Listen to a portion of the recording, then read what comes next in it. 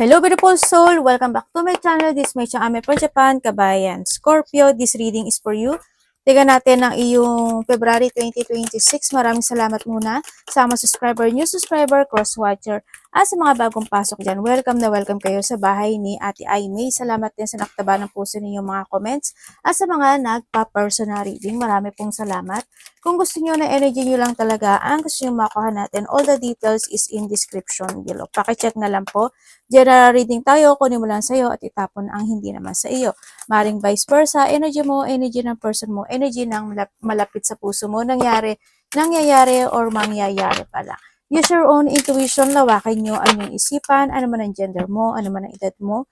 Wala sa baraha ang kapalaran ng tao, kayo pa rin ang makapagpapabago nito. Gawin yung guide, yung mga warning na pwedeng lumabas. Hindi yung negative sa warning para magkaroon din kayo ng awareness or need magkaroon ka ng idea, di ba? Pero kung gusto mo na positive reading lang, hindi, ang gusto mong marinig, hindi itong channel na to para sa'yo. Dealing or relationship with a younger woman. Maaring nandito ka sa sitwasyon na meron ka, pwede ikaw ito, or meron kang kadiling na mas bata sa'yo, no? Kung sino man siya.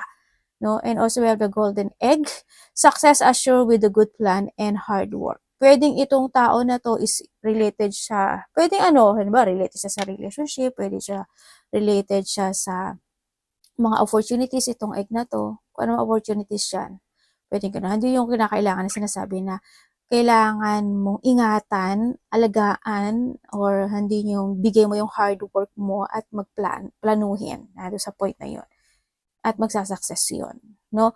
Or kung ano man opportunities na to na doon ka sa point na pwedeng business, kung may business ka, no?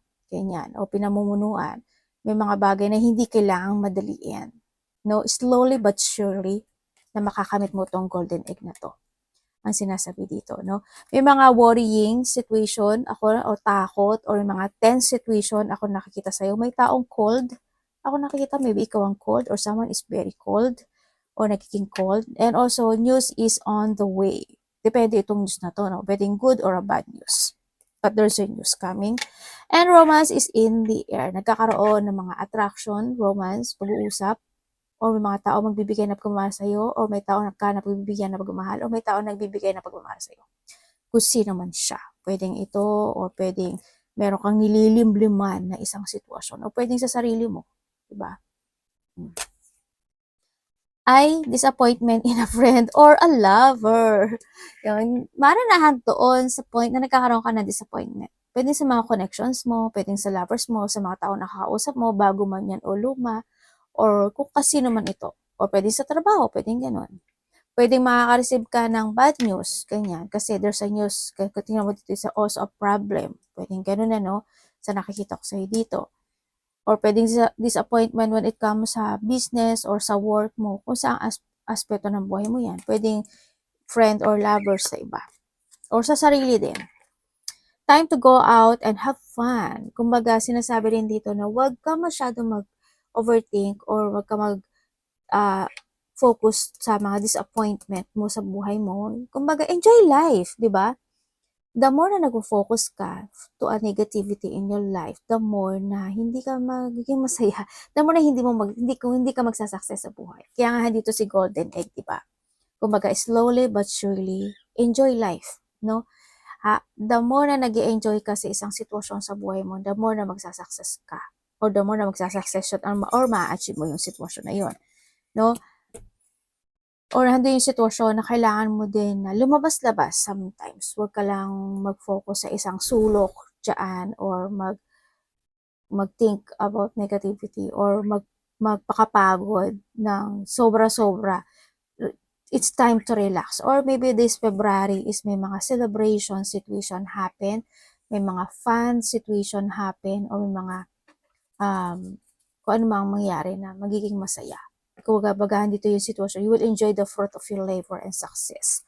Malaki man o maliit yan. Sa iba sa inyo, love, deep affection, and caring. May tao talaga dito na gusto ka, no? Dito. Or maybe ikaw may gusto. Kumbaga, maybe this a friend, or baka nakakausap mo, or makakausap mo, pero may disappointment, ano? Or nandun yung tao na may mga hindi pagkakaintindihan. So, nakita ko dito. Kung sino man yan, a friend, a lover, or a connection. No? O a compliment from an admirer. Ang dama, dalawa yung flower mo. Kaso bakit kung titingnan ko dito meron kang nakakausap na dalawang tao. If this is a third party, yung isa dito attraction, yung isa dito is loneliness. Ganyan. Kung ito is mga bagong kakausap mo kasi this a rose lang, andito yung love, no? At andito rin yung grapes. Ando yung sitwasyon na isa dito is nagkakaroon ka ng disappointment sa kanya to a lovers or to a friend. No, na-disappointment. And syempre nandito yung may mga pasasalamat, may mga kasiyahan, may mga papuri rin also, no? Either ikaw ang gagawa noon or makaka-receive ka ng sitwasyon na gano'n. Kasi andito rin kasi si grapes. Yun na nakikita ko sa dito. Also, ito is pagbabalik ng iyong confidence sa nakita ko or kinakailangan, no? Kung pagsasamahin ko to, you need mong ibalik yung confidence mo sa sarili mo. Either may confident ka naman, siguro mas more mo pang i-enjoy yung buhay mo. No, enjoy life. Don't kang focus sa ganitong sitwasyon. O vacation, maaring nahado yung point na this is the time na kailangan mo rin magbigay ng time sa sarili mo and take a vacation, kumbaga. No? Kung titignan ko to, focus to yourself, enjoy your life, love yourself more, and value yourself. Be confident. Kumbaga, wag kang magpatalo sa mga lungkot, disappointment, and sadness into your life. Kung titingnan ko rin itong si vacation, siguro makakaisip ka ng pagbabakasyon, no? Baka gusto mong babakasyon, thinking malayo man yan o malapit, o kahit nasa bahay ka lang, baka nag-iisip ka ng ganun. Yan, maaring may mga enjoyment situation, togetherness with your friend, or sa mga connections mo, pwedeng ganun. Or nandun yung mag-taking a rest. May resting time ka. Ganyan. Or kinakailangan. Energy mo. Or pwede rin na may mag-aaya sa'yo kasi we have the news, no? Pwede may mag-aaya sa'yo na, oh, why not? Ganun-ganun. Try to vacation. Magkita tayo. O kaya is, punta tayo dito, punta tayo doon. Mga ganun. O may mga pag-uusapan related to a vacation. Energy ni Scorpio. Ay, namatay yung iPad natin. Okay. Energy ni Scorpio.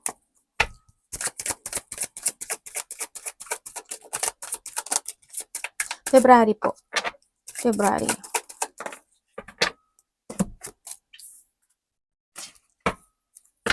Anong ibig sabihin ng energy?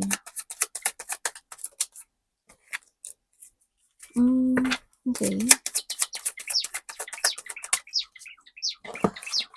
Okay, energy, ay, nagja-jump yung card panalo Okay, energy mode, masama ba pakiramdam mo? Siguro na dito yung point na may mga bagay ka lang naiisipin. Either, ay, shit, nagulat ako. Shit, akala ko nabaksa ka na. Sorry akala ko bumagsak yung mga cards. Anak, dito ka anak, delikado pala yung card na nilagay ko dyan anak, hindi maganda si mami. Sorry ano ko kayo. Yung mga anak, kasi parang pinagpatong-pato ko yung mga cards ko. Tapos nahado sila sa ibabaw. Baka biglang gumuho. Okay, mali naman ako doon. Mali talaga si ate. Okay, nandito kayo, energy na nakita ko sa'yo, may iniisip ka hindi ko alam why. Siguro nagkakaroon ka ng self-doubt sa sarili mo or sa isang tao, pwedeng gano'n, o may mga bagay ka na nag-iisip ka about doubt situation, may mga sitwasyon na panghihinaan ka ng loob, ganyan, pwedeng may mga sitwasyon na gusto mong gawin, gusto mong i-pursue, gusto mong sabihin, gusto mong actionan, gusto mong i-move, gusto mong napipigilan ka lang. Nandun ka sa point na yun, no? Yung energy mo rin is, yun, mga low self-esteem, ganyan, nagkakaroon ng kawalan ng katibay, no? Sa ibang aspeto ng buhay mo or pwedeng sa sarili mo, ganyan, na panghihinaan ng loob actually. Pwede rin na sa point na energy mo nagkakaroon ng pagdududa. Hindi ko alam kung saan about yung pagdududa. Pwede yung pagdududa sa isang tao or sa sitwasyon or sa sarili mo, pwedeng ganun. Iba sa inyo is magiging busy daw kayo. Yan, may mga feeling stress, burden, depression, anxiety, mga pag-aalala, pwede rin naman na andito yung maybe you are a night shift, ganyan. Baka pagising-gising ka rin sa gabi, hindi ka gano'n nakakatulog, konti lang yung tulog mo. O kaya naman yung iba sa inyo is may mga insomnia kayo, o kaya may mga sitwasyon na nakapagpapahatak sa'yo sa nakaraan, mga gano'n. Yun ang nakita kong energy mo. May mga sitwasyon siguro na parang either hindi naman lahat, pero pilit ka naman nagpapakatatag dito sa nakikita ko sa'yo dito.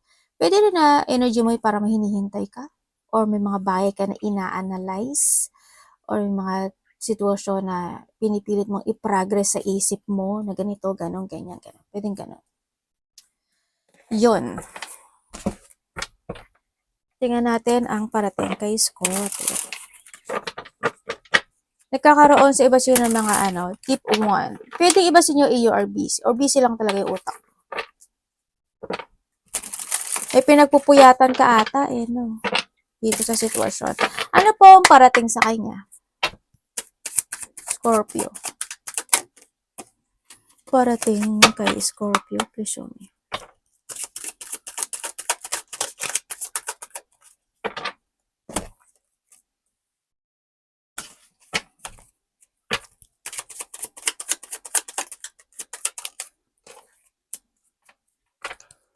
Oh, okay.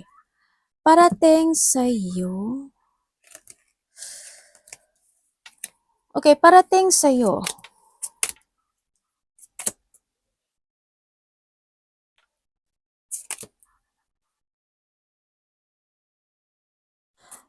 Unahin ko na yung maganda. Unahin ko na yung maganda. Sabay ganunin.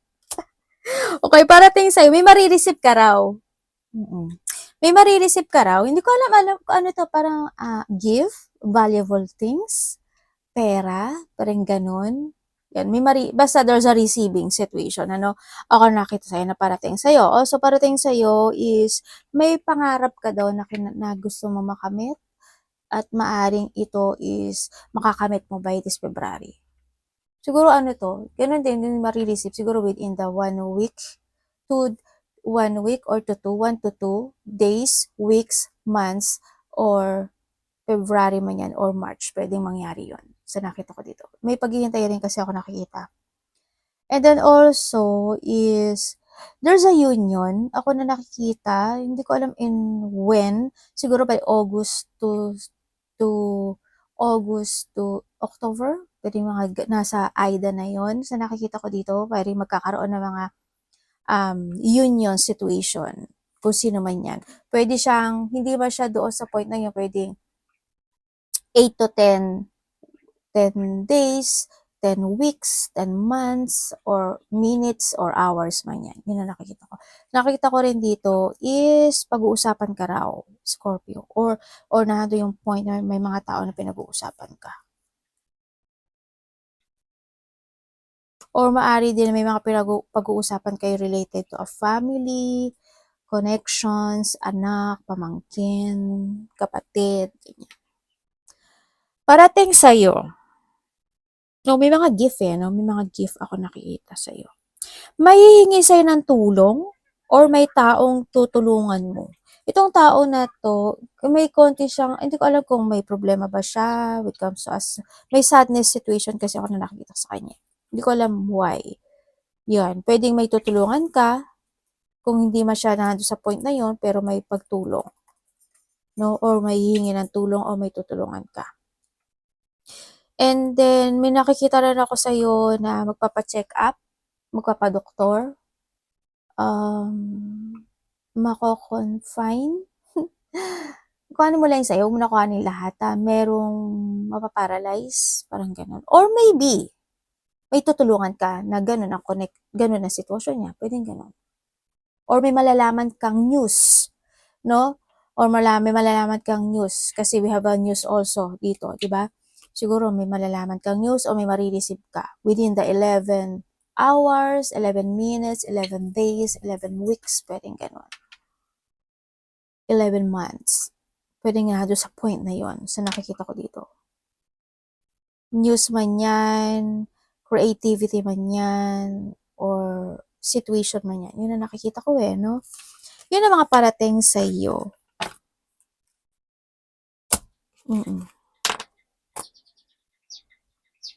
Bakit kaya ganito? May iniisip ka, may taong ano, no? I don't know if this is a backstabbing or ano. Pero may tao dito. Ay, may ano rin pare, parating din pare sa, bubulo si ate, sorry ah. Parating din sa'yo, ano daw, may pananakit. Siguro, mananakit yung batok mo, likod, balikat, balakang, bandang likod, parang ganun. Or maybe may sakit ka sa bandang likod. Or someone. Yan ang mga parating sa iyo. Uy, may mga ano mga, ang daming tao.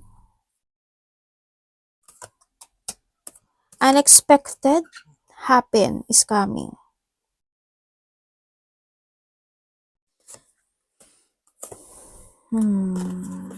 Tingnan natin. Iba dito, 1 year no? Or 1 week. Tingnan natin ang dapat mong iwasan, Scorpio. Dito sa sitwasyon, alam mo ba, meron ka daw wino-work it out. Para meron kang sitwasyon na gusto mong masterin, i-develop, finofokusan, or meron kang pinagbibigyan talaga ng energy, meron kang kinukumpuni, kinaayos, o any situation, pwedeng sa love life, pwedeng sa sarili, pwedeng sa trabaho, pwede sa mga connections, pwedeng ganun. May tao rin ako nakikita na parang bumitaw, lumayo, parang nandun sa point, or maybe this is you, ganyan. Parang, hindi ko alam kung inirelease niya yung sarili niya sa situation, or maybe this is you. May nakikita rin ako dito na sinasabi ni card na meron ka daw ginagawa na isang sitwasyon na parang you're sacrificing a situation na pointless. Hindi ko alam in what way. Kuhanin mo kung saan, iba-iba kayo. Hindi ko alam. Baka meron kang ginagawa o ina-action na it's pointless. Pwede yun. Dapat iwasan ni Scorpio. Ibig sabihin, ginagawa mo yon pero hindi magiging maganda yung outcome. Kaya sinasabi din sa'yo ni universe na focus sa isang sitwasyon na worth it. Kaya nasa point na yun. Iba sa inyo may pagka, perfectionist, or you want to be perfect something in your life. Or may mga bagay ka na gusto mong itama. Dapat siya iwasan.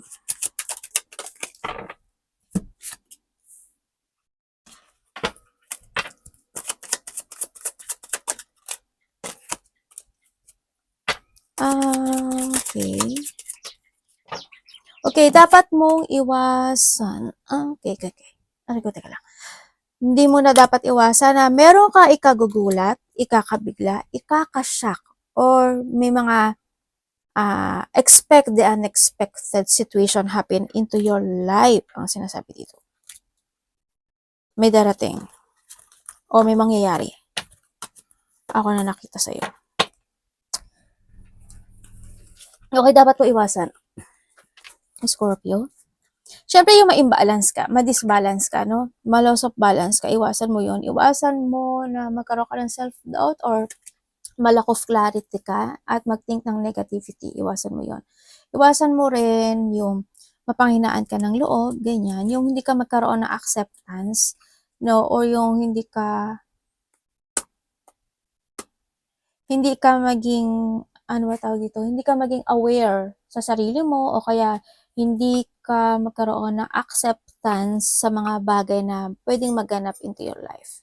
No, also, iwasan mo is yung hindi ka magtrust sa intuition mo, and then, tulad sabi ko kanina, hindi ka magkaroon ng clarity in some aspect of your life, focus sa sadness, iwasan mo rin yun. Yung mas maraming lumabas na pera than pumasok, ganyan, yung mga hindi pagkakasundo, iwasan mo yun, kawalan ng tiwala sa sarili or sa ibang tao, kasi minsan kasi baka, kumbaga kailangan nating maglikom ng information, di ba? Hindi natin alam na baka may something, yung mga ganun.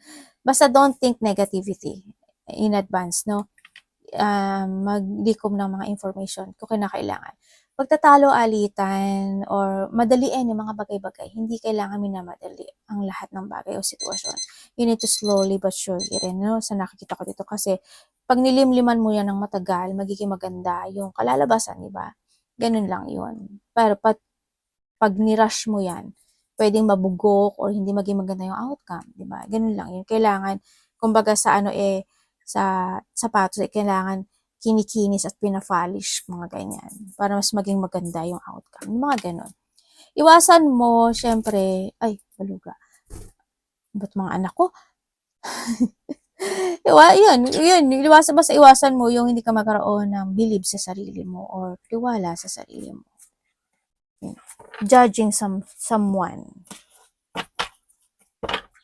Love, kapatid, anak, magulang, karelasyon, kaibigan, pamilya, Scorpio in love.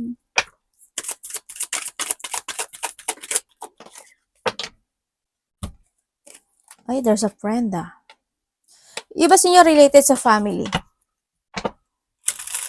Kumbaga, ibig sabihin, you are single. You are happy to be single. Happy ka na may nakakausap ka na ibang tao, kahit na single ka. Enjoy mo yung life mo together with your friend, together with your family. Nandun ka sa point na yun, no? Yung mga single dyan. Okay. Kung ikaw, single, kung ikaw is single, bakit ganun?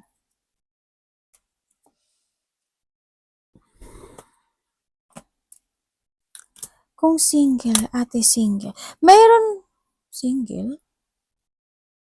Either dalawa, or tatlo, or maybe there's a friend, ako na nakikita sa'yo, no, na, na meron siyang nararamdaman sa'yo. Yun na nakikita ko. Dito. Kung sino man siya. Yan. Kumbaga, there's an offering naman. Kumbaga, nandito rin yung, basta nandito yung point na may taong nagkakagusto sa iyo. Or ikaw to, ha? Vice versa. Pwedeng nakakausap mo na siya. Kasi there's a bonding or nandun yung connection na nakikita ko dito. One of your friend. Pwedeng ganon. Ako na nakikita dito ha, sa mga single dyan. Pero dalawang tao nakikita ko dito. Dalawa hanggang tatlo connection ang meron ako nakikita. Pwede isa dito is the past, or pwedeng isa dito, dalawa dito is yung nakakausap mo. Ang nakikita ko lang dito, may tao nagsisinungaling. Ibig sabihin, kailangan mo maging very careful kasi may tao dito na sinungaling or naglalay, no, or nagiging ano siya, o baka naman ikaw to, baluga, nagiging sneaky. Kumbaga, hindi ko alam pero medyo parang hindi ko gusto yung energy nito Sana hindi ikaw to. Alam mo yung alam niya, itong taon na to, alam niya paano niya paikutin o patakbuhin yung situation when it comes in this connection. Yun na nakikita ko. Alam niya. Kumbaga may strategy siya. Baka ikaw to Yun, or maybe someone. Okay, kung kayo naman is nagkahiwalay nitong tao na to, kasi hindi na nagkasundo no?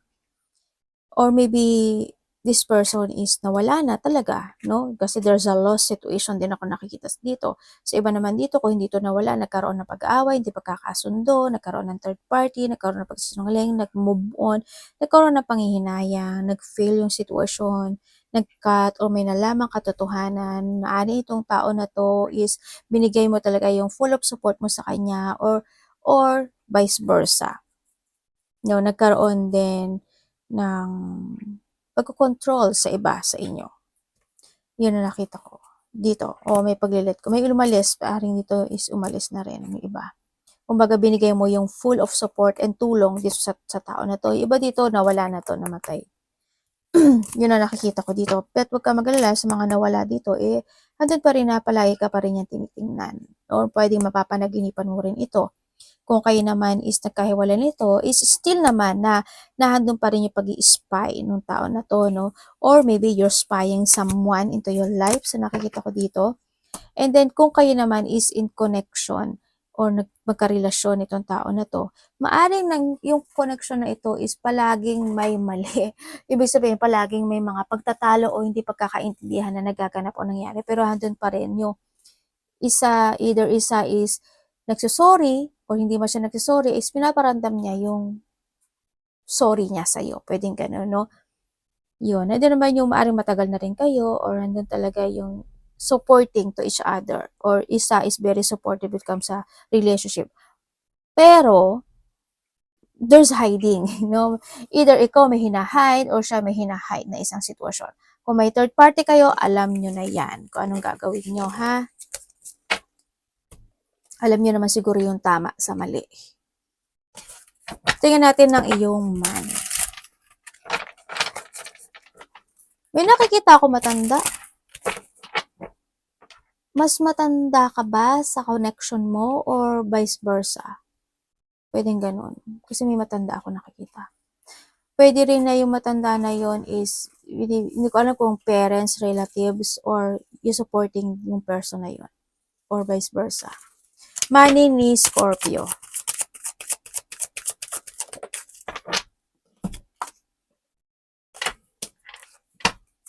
Anong pwede ko malaman?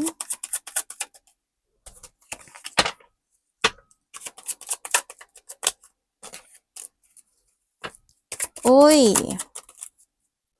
And that, ay baluga. Death.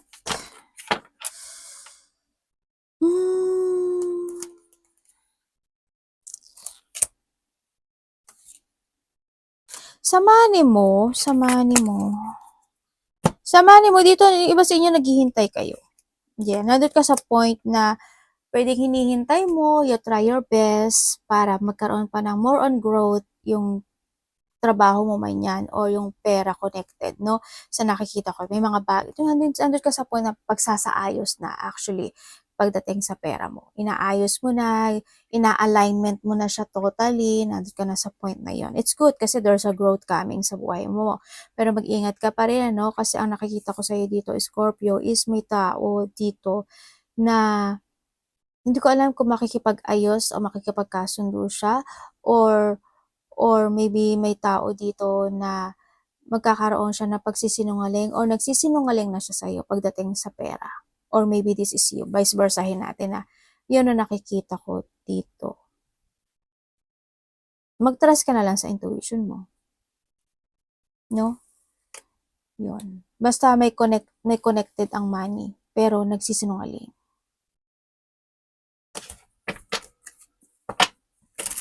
Ingat ka pa rin. Advice. Scorpio advice.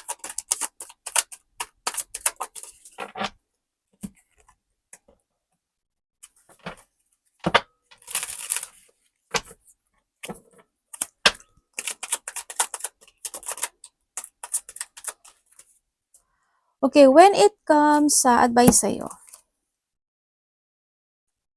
Okay, when it comes sa advice, try to make it balance any situation in life. No? You need to be very careful. No, sinasabi rin dito na may bisyo ka. Kung may bisyo ka, hindi iwanan mo na yan. Aray ko. Kung sino man tong may bisyo na to, naku po, Diyos mayo. Kung makakagod sa'yo yan, it's good. Bet na buhay mo naman yan. No? Kung ano man bisyo yan, kung paano mong ginagawa yan. Na paasa ko alam mong tama or mali, wag mong gawin. Okay, and then also is, when it comes to advice, try to make it balance any situation in life. Connections, partnership, mga nakikilala, nakakausap, no? And syempre, is you need to finding peace or kailangan mo magkaroon ng mga acceptance into your life. May mga bagay din ako na nakikita na need to heal or need to recover if ever na meron man. Or when it comes sa sarili mo, ganun din. Sa mga iniinom, kinakain, sa salita, sa kung saan man yan, no? Huwag kang mag-focus to a sadness. Ang sinasabi rin dito, kailangan mo rin, syempre, is take it action, awareness, and moving forward. No, motivation is needed, and magplano ka daw maigi. Ang sinasabi dito, make a plan. Plan very carefully. Wag yung don't rush, tulad ng sabi ko kanina, kumbaga planuhing maigi yung mga bagay-bagay. Yan. Wag kang ma-unfocus or umiwas ka sa mga burnout situation. Yun ang nakatakot. Tsaka, syempre, magkaroon ka daw ng strategy in a good way, no? In a good way. Yan. Take advance or focus sa mga layunin, make a plan, and yun, always naman sinasabi ko awareness, ano. Put boundaries, ano, ang sinasabi ito. Hindi ko alam why, but you need to put boundaries or kung may mga bagay o sitwasyon na kailangang depensahan o protektahan mo, gawin mo. Sa sarili mo man yan or sa paligid mo. Yun ang nakikita ko sa'yo dito. Awakening Oy, learn from the past. Learning from the past ang sinasabi dito. Oo nga, tama naman ako. Tama naman ako sinabi. Yon ang sinasabi sa'yo. Arigato namaste, God bless.